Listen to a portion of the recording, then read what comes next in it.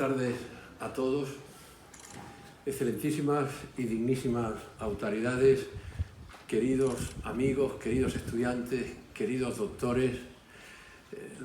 Mi intervención tiene que empezar como empiezan las intervenciones en actos de esta naturaleza, es expresando gratitud.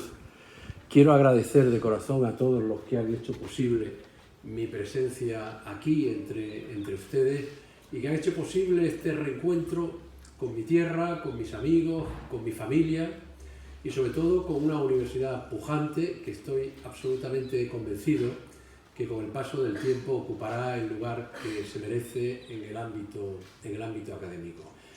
Yo tengo que sustraerme a la tentación de hacer una enumeración, nominal, de todos y cada uno de los agradecimientos a todas aquellas autoridades y amigos que han venido hoy aquí. Sé que es viernes, sé que dentro de poco es la hora de la diáspora, sé que es la hora del aperitivo, pero yo sería un ingrato si no mencionara a una persona que está ahí, que ocupa la cuarta fila y que es Vicente Garrido. Tengo que nombrarlo porque nada de lo que ha pasado en mi vida profesional habría sido posible sin su ayuda. Él fue mi preparador, él me aguantó durante el tiempo que yo dediqué a mi preparación de las oposiciones y por eso siempre que estoy en un acto de estas características y él se encuentra ahí, pues tengo una obligación personal, afectiva, de dejar constancia de mi gratitud. Y esta es una oportunidad, así que muchísimas gracias, Vicente, por estar aquí y en definitiva por todo lo que has hecho. Hace unas semanas me llamó Ángel Ferreras, me planteó la posibilidad de venir y yo, pensaba que podía estar encantado entre todos ustedes y me sugirió la posibilidad de dar la lección inaugural, más o menos con una duración de en torno a 30 minutos y bueno, le dije que sí. Y a la hora de escoger el tema, a la hora de dirigirme a todos ustedes, yo partía de dos presupuestos que son presupuestos metodológicos. ¿Cuáles son estos presupuestos? Primero, lo que creo que tiene que hacer cualquiera que asuma el honroso honor de ser quien da la primera lección inaugural, tiene que respetar los derechos constitucionales del auditorio. Entre los derechos constitucionales del auditorio se incluye, y los constitucionalistas no le han dado la atención que se merece, que es el derecho a la desconexión personal. ¿En qué consiste ese derecho a la desconexión personal? Pues mire, es muy fácil de ejercer. Se mira al ponente, da la impresión de que se está atendiendo y uno ha empezado a desconectar desde las primeras palabras de agradecimiento. Yo reconozco su derecho a la desconexión. Incluso podríamos hablar del derecho a la deserción, pero espero que ese derecho, si alguno decide ejercitarlo, sea hecho efectivo de una forma más o menos discreta. Bien, también me planteaba a la hora de escoger el tema la necesidad de escoger algo que pudiera suscitar su interés. Yo sé que es muy difícil motivar el interés en temas de carácter jurídico, pero dije, bueno, vamos a intentar abordar algo que tenga, antes Ángel Ferreras ha hablado de la inteligencia artificial, vamos a intentar algo que tenga cierta novedad, que desborde de lo que son las categorías históricas, que si la alevosía, que si el asesinato, que si el hurto, que si el robo. Y digo, vamos a escoger un tema que tenga un verdadero interés y sobre todo en una universidad de estas características, que es una universidad con vocación de modernidad. Entonces me planteé la posibilidad de hacer un recorrido entre esos distintos temas y dije, podríamos hablar de las implicaciones jurídicas del genoma. Y dije, esto es demasiada vanguardia. Yo estoy seguro que al vicepresidente Román Rodríguez, en su condición de médico, pues igual hasta le interesaba y hasta la seguía. Por cierto, me resisto y me sustraigo, no me puedo sustraer, mejor dicho, a la oportunidad que me da decir que al vicepresidente Román Rodríguez lo he tenido durante años en la orla de mi hermano, que estaba colgada en mi habitación porque es de la misma promoción de medicina, y he seguido toda su trayectoria sabiendo que, en fin, que en mi habitación estaba la fotografía de cuando el vicepresidente Román era un hombre joven, soltero y hasta guapo. Pero, en fin, en cualquier caso, también su presencia pues, le da relieve institucional a este acto y todo hay que subrayarlo.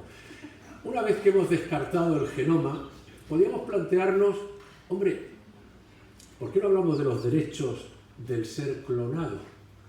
Esto ya se está estudiando en los sistemas jurídicos. Pero claro, para hablar de los derechos del ser clonado, hay que superar el estremecimiento que te produce pensar que en un futuro puede haber esos épsilons clonados y que en un momento determinado puedan hasta reivindicar el derecho a su propia mismidad, en el sentido bergsoniano del término, frente a lo que es el tronco genético del que proceden. Esto provoca escalofríos.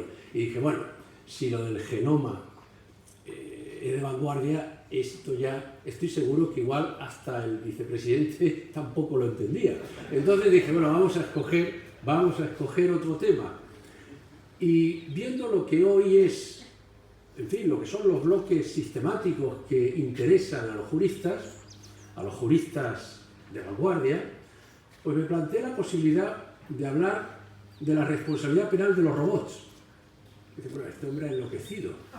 Bueno, pues no es que haya enloquecido, se está estudiando la responsabilidad penal de los robots cuando la inteligencia artificial ya no se pone al servicio de aquello para lo que ha sido programado, o igual sí, y precisamente como se pone al servicio de aquello para lo que ha sido programado, pues se puede generar una responsabilidad penal que los juristas estoy seguro que discutirían, como está pasando ahora con la persona jurídica, si es una responsabilidad por el hecho propio o es una responsabilidad por la manipulación que haya podido protagonizar el programador. Yo, la verdad que en un ejercicio de modestia intelectual, pues dije, no, ninguno de estos temas creo que se pueden abordar con solvencia por el ponente y menos en 30 minutos. Entonces dije, bueno, vamos a intentar hablar, y además con la brevedad que impone un acto de estas características y, como he dicho antes, el respeto a sus derechos constitucionales.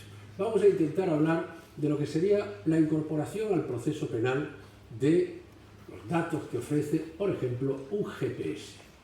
Miren, hasta hace muy poco, concretamente hasta el año 1988, había un precepto en la Ley de Enjuiciamiento Criminal que era el artículo 579. Este artículo permitía a un juez que estuviera investigando un delito acordar la interceptación de las comunicaciones postales y telegráficas. Comunicaciones postales y telegráficas. Esto estuvo vigente hasta el año 1988. Ya saben ustedes que la Ley de Enjuiciamiento Criminal española la hizo hace mucho más de un siglo un eminente jurista que muchos piensan que en realidad es simplemente el nombre de una estación de metro en Madrid. Se llama don Manuel Alonso Martínez. Bueno, pues don Manuel Alonso Martínez, que fue un ministro de Justicia bajo cuyo mandato se elaboró la Ley de Enjuiciamiento Criminal, la única posibilidad de comunicación que concedía era la comunicación postal o telegráfica. Yo estoy seguro que si preguntamos aquí a las nuevas generaciones quién ha escrito alguna vez una carta, quién ha puesto alguna vez un telegrama, pensar por un momento que los delincuentes se comunican mediante telegramas o se comunican mediante cartas, es situarnos casi en una sociedad presidida por el atavismo y que no tendría ningún sentido. Hoy la delincuencia hace uso de esos medios tecnológicos que tantas ventajas proporciona en las relaciones productivas. Antes lo ha apuntado en su intervención el presidente Ferreras, pero también ofrece un escenario estupendo para la comisión de hechos ilícitos. Entonces, allá por el año 1988, fíjense, 1988, se aprobó una ley orgánica, la Ley Orgánica 4/1988, porque se entendía que, hombre, había que hablar también de la interceptación de las comunicaciones telefónicas, porque ya los delincuentes, cuando había que, por ejemplo, traer algún producto de distribución clandestina de algún país centroamericano, pues se comunicaban por teléfono. ¿Cuál fue el problema? Que en 1988 aquello pues, sirvió para dar cobertura jurídica a algo que era muy reducido. El juez podrá interceptar las comunicaciones postales o telegráficas, pero claro, inmediatamente surgieron los problemas. Mire, es que nos estamos encontrando con que una determinada organización se comunica por correo electrónico. Claro, el juez iba al índice de la ley de enjuiciamiento criminal, buscaba correo electrónico y decía, ¿y esto cómo se intercepta? Entonces alguno le decía, muy fácil, el correo electrónico es correo, al fin y al cabo es correo. Luego hay unos preceptos ahí, en los artículos 586 y siguientes de la ley de enjuiciamiento criminal, que ya te dicen cómo puedes interceptar el correo. Pero claro, el juez, hombre, pero esto no lleva sello, ¿eh? Y esto no lleva la apertura de sobres que contemplaba la ley de enjuiciamiento criminal. Esto parece más electrónico que correo. ¿Qué hacemos? Pero claro, el problema no era ese. El problema era que de repente la policía, en la investigación de un determinado hecho punible, decía, mire, señoría, la clave de este grupo en fin, terrorista está en un chat clandestino que se sigue en Facebook con un nombre aparente. Bueno, ¿y qué hacemos? ¿Cómo ha dicho usted que se sigue dónde? En un chat. ¿Y qué es exactamente un chat? Bueno, es un espacio cerrado, pero yo me puedo incorporar al chat pidiendo permiso, sin pedir permiso. Bueno, depende del chat, hay chats abiertos, hay chats cerrados. Mire, y además hay otro problema. Hemos descubierto por un dron que en esa casa, porque lo hemos visto desde la ventana, en esa casa se distribuye clandestinamente droga. Dices, ¿y cómo lo han visto? Por un dron. ¿Y cómo se intercepta o cómo se incorporan las imágenes que puede aportar un dron a un proceso penal? Todo eran problemas y a todo esto el único precepto del que disponía el juez de instrucción o el fiscal era ese artículo 579 que estaba afectado de esto que los empresarios llaman la obsolescencia técnica. Solo se hablaba de teléfono, solo se hablaba de telegramas y solo se hablaba de cartas. Bueno, pues ese era el estado en el que nos encontrábamos y normalmente el legislador español, ¿dónde estaba? Pues estaba, en fin, que nadie lo interprete como una crítica, estaba instalado en esa molicie institucional que da no tocar aquello que, en fin, que tampoco plantea mucho problema, ni desde una perspectiva electoral, tampoco parece muy necesario. Pero claro, resulta que de repente hay una sentencia del Tribunal Constitucional que fue la sentencia 145/2014. Yo les recomiendo su lectura, sobre todo para aquellos que puedan tener algún problema de insomnio, porque esta sentencia 145/2014, digo de insomnio porque la leerán con entusiasmo y luego, en fin, vendrá la relajación que viene a la tarea que exige dedicación y esfuerzo. Bien, esta sentencia contempló un supuesto especialmente llamativo. Miren, un sospechoso de asesinato fue detenido por la policía. Había indicios, pero no se sabía exactamente si la carga probatoria iba a permitir esclarecer ese hecho y, en definitiva, atribuir la autoría del asesinato a esta persona. Entonces, la policía le sugirió al juez, mire, en el calabozo se va a encontrar con un amigo y estamos convencidos de que van a hablar acerca de los hechos que le estamos imputando a este señor. Incluso es posible que le diga dónde está el arma del delito. ¿Usted nos autoriza, señor juez, a poner un micrófono en el calabozo? El juez, ¿qué dijo? Me voy al 579, ahí no habla de micrófono, no habla de calabozos, pero el micrófono se parece al teléfono, porque morfológicamente no, pero la conversación bidireccional es una conversación que en lugar de producirse, en fin, con un receptor, se va a producir simplemente en presencia de esas dos personas. El juez lo autorizó. El juez lo autorizó y efectivamente fue especialmente fructífero lo que ahí se obtuvo.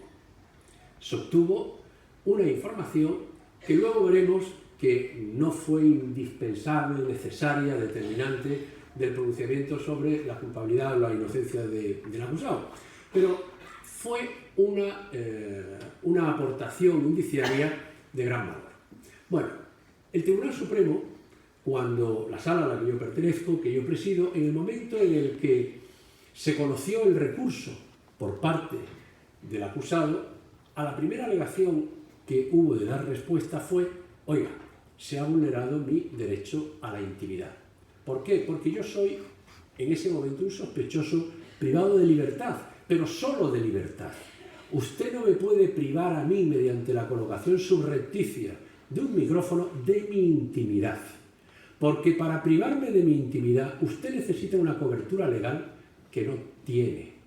Porque el artículo 579 no habla absolutamente nada de esto. ¿Qué fue lo que sucedió? El Tribunal Supremo, mi sala, respondió: mire, es cierto, no lo dice, pero mire, la Ley Orgánica General Penitenciaria y el Reglamento Penitenciario sí establecen una regulación detallada y exacta de la interceptación de las comunicaciones de los presos. Y ahí se contempla la posibilidad de que esas comunicaciones sean interceptadas. El argumento que hizo el Tribunal Supremo es: si lo podemos hacer en una cárcel, ¿cómo no lo vamos a poder hacer en un calabozo? Bueno, este argumento no convenció al Tribunal Constitucional, que entendió que la Ley Orgánica General Penitenciaria está para la regulación de la situación de los presos penados privativos de libertad, y sin embargo la Ley de Enjuiciamiento Criminal es la que regula la investigación de los delitos. Claro, esto encendió las señales de alarma. De hecho, fíjense que muchos jueces de instrucción, se ha dicho que 40, dieron un paso al frente y declararon la nulidad de diligencias que ya tenían acordadas de acuerdo con ese formato, que estaba validado por el Tribunal Supremo. De hecho, estoy seguro que todos conocen, y se puede hablar de él porque ya ha sido sentenciado, el asunto del asesinato de una niña adoptada de origen oriental, en el que padre y madre adoptantes comentaban algo en la cárcel, lo escuchamos todos en el telediario, no en la cárcel, en el depósito de la comisaría, el depósito de detenidos, y estaba siendo grabado. Bueno, pues también este juez de instrucción acordó la nulidad porque el Tribunal Constitucional había dicho que eso no se podía hacer sin una cobertura legal. Esto fue un primer aviso, pero de repente el Tribunal de Justicia de la Unión Europea dictó otra sentencia que provocó una sacudida conceptual en lo que es la tranquilidad, no ya solo de los juristas, sino también de los representantes políticos. Hay una sentencia que es la sentencia de 8 de abril de 2014, esta ya no es del Tribunal Constitucional, esta es del Tribunal de Justicia de la Unión Europea, que planteaba el siguiente tema. Miren, esta sentencia, empiezo por el final, lo que hizo fue declarar la nulidad de una directiva. Era la directiva 24/2006, que obligaba a todas las operadoras, a todas las prestadoras de servicio en telefonía móvil, a conservar los datos de localización, los datos que identifican a los interlocutores, la duración de cada llamada, el lugar exacto desde el que esa llamada se verifica, todos los datos electrónicos generados a partir de la comunicación mediante telefonía móvil tenían que ser custodiados por las operadoras durante un determinado periodo de tiempo. Esto había sido consecuencia de los atentados del 11M, de los atentados en Londres. Se precipitó la necesidad de que la policía pudiera tener acceso a esos datos personales, que se derivan de nuestra conversación. Si ustedes ahora, en ese ejercicio del derecho del derecho a la desconexión, mandan un mensaje, saben perfectamente, incluso si hacen un FaceTime, saben hasta la cara de aburridos que pueden ustedes tener, porque ese dato de localización está ahí. Y la policía lo que tenía era a su disposición todos esos datos durante un periodo en función de la naturaleza de los datos entre 6 meses y 2 años. Bueno, pues ¿qué es lo que hace el Tribunal de Justicia de la Unión Europea? Dice, mire usted, eso se puede hacer. Se puede conservar para la investigación penal los datos electrónicos, los datos asociados a las comunicaciones telemáticas de carácter bidireccional. Usted puede hacerlo, pero tiene que hacerlo con otra directiva, no esta directiva 24/2006. Era un poco el planteamiento del Tribunal Constitucional respecto de nuestro artículo 579. Lo que dice el Tribunal de Justicia de la Unión Europea, usted no puede considerar sospechosas a 200 millones de personas. Porque usted, cuando dice que va a conservar, a imponer el deber de conservar esos datos a 200 millones de personas, usted está creando una nube de sospechosos potenciales. Oiga, pero si son ciudadanos honrados. Bueno, pero igual algún día caen en el delito y ese día me interesa. Bueno, pues esta sentencia fue paralela a una serie de momentos, a una serie de hechos delictivos de gran trascendencia mediática en los que la importancia de los datos electrónicos fue decisiva.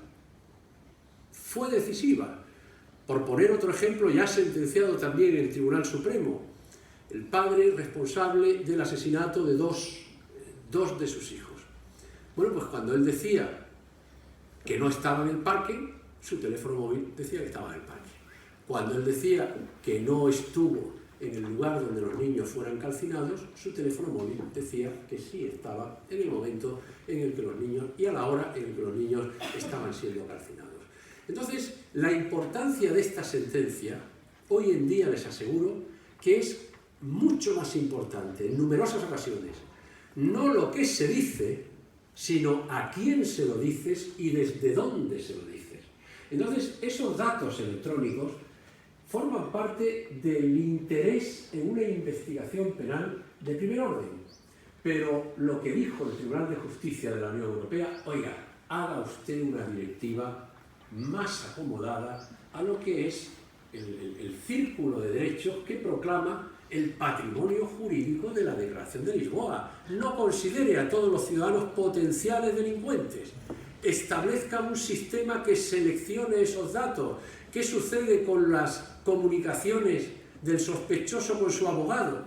Que igual interesa incluso que usted ponga algún límite a esas llamadas para que no se incorporen. Busque un modelo en el que se establezca incluso una autorización judicial para que la incorporación de esos datos al sumario sea siempre una incorporación tratada jurisdiccionalmente. Bueno, pues, ¿cuál era el problema? Porque alguno podrá decir, bueno, se declaró nula la directiva y a nosotros ¿qué más nos da? ¿Qué nos importa? Bueno, el problema es que esa directiva 24/2006 había sido traspuesta en España con una ley que es la ley 25/2007. Y esa ley tenía por percha una directiva nula, declarada nula por el Tribunal de Justicia de la Unión Europea. Esto provocó el pánico, porque había investigaciones con hechos especialmente sensibles que podían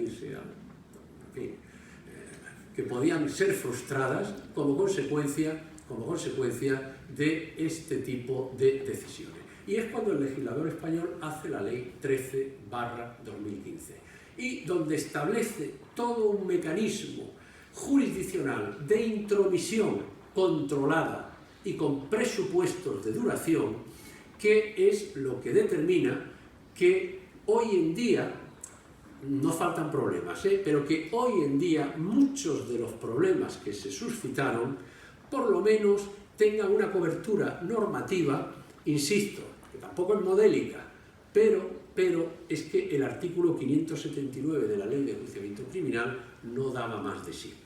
Y entre todos los aspectos que se regulan en esa ley, que es la Ley de Enjuiciamiento Criminal, reformada por esa ley orgánica que acabo de mencionarles, en esos capítulos de la ley de enjuiciamiento criminal, que son los que siguen los artículos 588 bis y siguiente, en esos capítulos, en esos preceptos, se regula, por ejemplo, la capacidad que tiene la policía para esclavizar el ordenador de un sospechoso. Se regula la capacidad que tiene la policía para colocar un micrófono en un depósito de detenidos, para colocar un micrófono en un coche, para colocar un micrófono y hasta una cámara en un domicilio. Son muchas las posibilidades, son muchas las alternativas a la hora de exponer las novedades introducidas en materia de investigación tecnológica, pero yo me acerco ya al tramo final y me voy a limitar a hacer una mención a lo que puede considerarse especialmente llamativo, que es la incorporación de los datos que se derivan de un GPS. Ustedes saben que el GPS es un acrónimo, yo no lo pronuncio para no provocar la risotada en el auditorio, pero es algo así como el meridiano, la posición, el sistema de posición a través del meridiano de Greenwich. Bien, ¿cuál es el problema? Saben ustedes que esto, con un margen de error de más o menos 12 centímetros, permite localizar a cualquier ciudadano que esté sometido a esta investigación por los datos de geolocalización. ¿Qué pasaba antes de esa reforma de 2015? La policía española no utilizaba GPS, sí lo utilizaba. ¿Y cómo lo hacía? Como siempre, con mucha profesionalidad y mucho cuidado. Pero ¿cómo se incorporaban al proceso penal esos datos? Bueno, pues el Tribunal Supremo en un principio veníamos sosteniendo que los datos de GPS no necesitaban autorización judicial. ¿Por qué? El supuesto más extendido con el que nos enfrentábamos era el de una comunicación de la DEA, la Agencia Americana de la Droga, que le hacía a la policía española y le decía: mire usted, un buzo de la DEA ha adosado a la quilla de un barco que va a salir de no sé dónde con 2 toneladas de cocaína.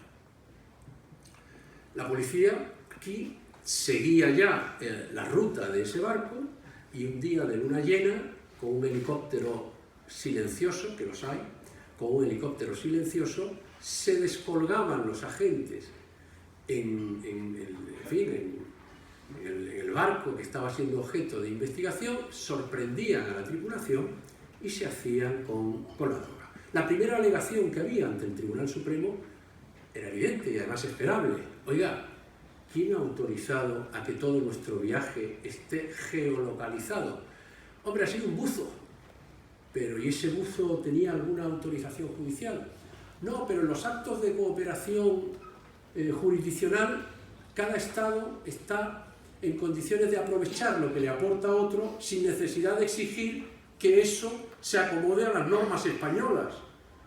Porque imaginen que nosotros condicionáramos las pruebas que nos da Francia a que, por ejemplo, nos lo diera un juez instructor, cuando allí prácticamente ya no hay juez instructor. Sí hay, pero con un mínimo asuntos de presencia estadística. O en Italia, que no hay juez instructor, nos lo diera un fiscal. Claro, la idea de, mire, no podemos exigir que todo lo que va a producir efectos en nuestro sistema, que todo eso esté ajustado a nuestras normas reguladoras. Pero claro, en este caso era un buzo, el que había adosado a la quilla el GPS. Bueno, cuando a nosotros se nos planteaba este problema, ¿qué es lo que dijo el Tribunal Supremo? Pues el Tribunal Supremo lo que vino a decir es: mire usted, no ha habido vulneración del derecho a la intimidad porque el barco no tiene intimidad. El barco tiene eslora, tiene quilla, tiene proa, tiene popa, pero no tiene intimidad. Y a nosotros no nos interesa la intimidad del barco, nos interesa solamente saber dónde estaba geolocalizado ese barco.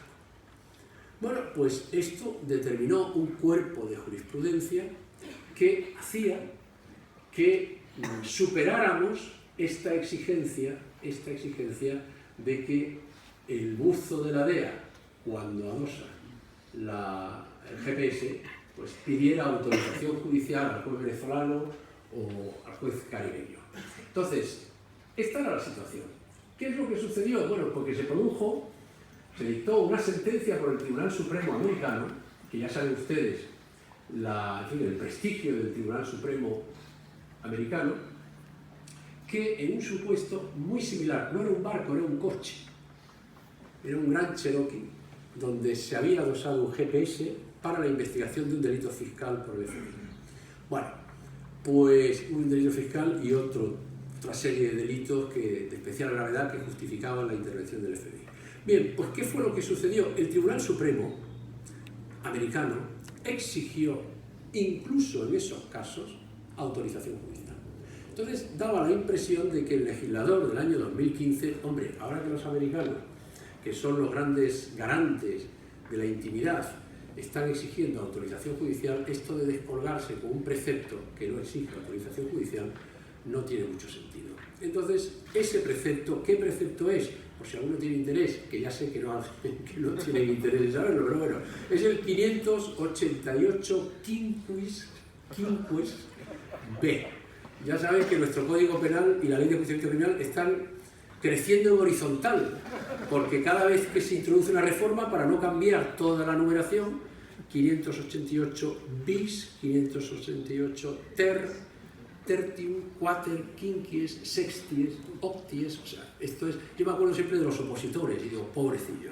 Pero bueno, en cualquier caso, ahí en el artículo 588 quinquies, apartado B, se establece la necesidad de autorización judicial y se le pone un límite a la posibilidad, a la capacidad de la policía con autorización judicial para la utilización del GPS. Son 3 meses prorrogables por periodos iguales hasta 18 meses. El problema que se nos está planteando ahora, y termino, es qué sucede cuando el coche está parado una semana, se está produciendo, en fin, un transcurso del tiempo preclusivo y de validez y de legitimidad de esa medida y, sin embargo, no está siendo utilizado. Se están buscando fórmulas en las que se active o se desactive en función del momento en el que empieza a iniciarse un recorrido o un movimiento. Bien, yo antes aludí a los derechos constitucionales de este respetable auditorio, hablé del derecho a la desconexión personal, que si lo han ejercido no se ha notado mucho. Bueno, ya por el fondo sí he visto alguno, pero bien, no es reprochable.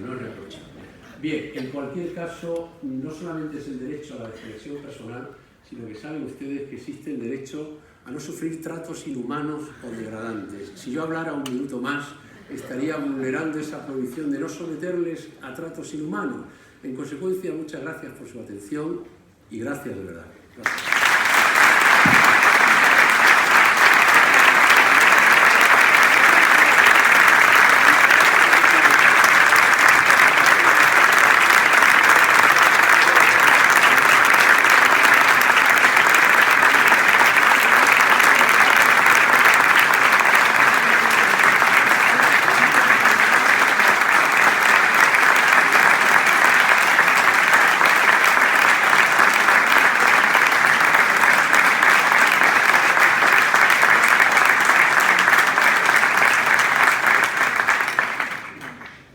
Muchas gracias al excelentísimo señor presidente de la Sala de lo Penal del Tribunal Supremo,